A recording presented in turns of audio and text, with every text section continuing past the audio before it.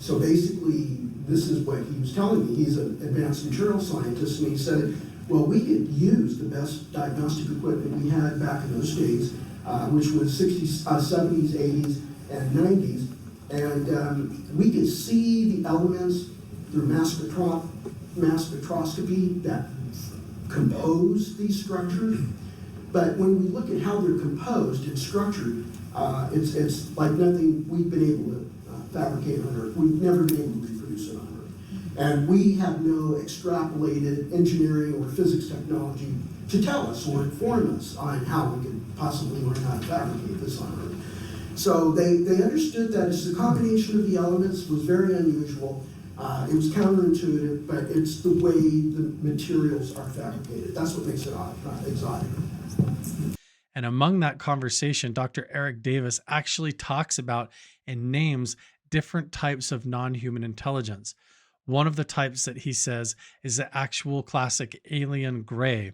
And he says that those are the types of actual bodies that were found in the Corona crash or the Roswell, New Mexico incident, and that those bodies were recovered. And he goes into some detail about what that means. Not only does he talk about there being typical grays, like alien grays, but he goes on to describe that there are Nordics, actual like tall white Nordics that you would consider to be like the tall blonde-haired, blue-eyed ones that we hear about in the stories. And then he also goes on to talk about how there are insectoid ones that are like mantis types or that look like the ant people, which I think is also really fascinating and validating when you take into consideration all of the ancient Native American petroglyphs and the different pictographs and the hieroglyphs that we see all across the desert Southwest and around the world, and even Aboriginal cultures in Australia, and how they depicted these entities and even described them as the star people and the ant people. And then here we have Dr. Eric Davis actually listing them and naming these as being one of the official types of alien species. Wavelength acknowledged SAP axis. I only had TS-SCI.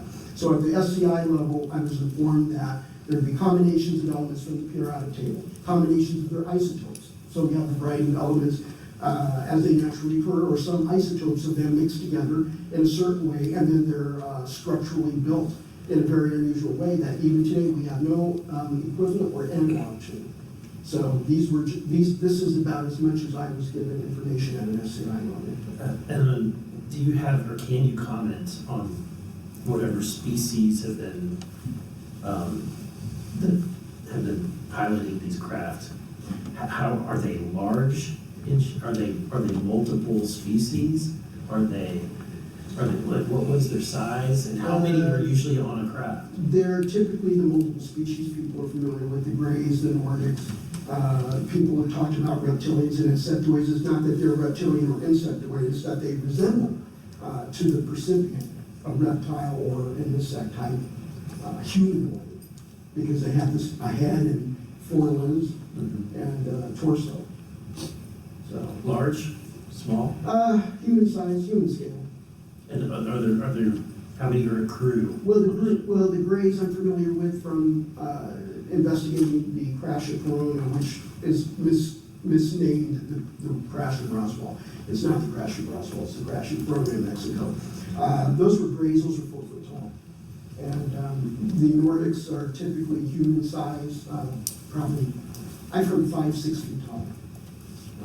And same with the people who mislabel reptilian and insectoid, they're roughly that height too. I haven't heard anything about anything 7 or 8 feet or 9 feet tall. Interesting. Of that nature. He said that there's actual reptilians. This is almost like what we would think about of in our nightmares. And I don't want to try and portray any kind of fear mongering. I don't want to put any prejudice out there into ufology or try to join this whole concept that there is like actual things that are preying upon humanity. But when we take this conversation and disclosure coming out from Eric Davis at face value, if we say, if this is real, if this is an actual thing, then we're talking about a confirmed 4 different types of non-human intelligence species.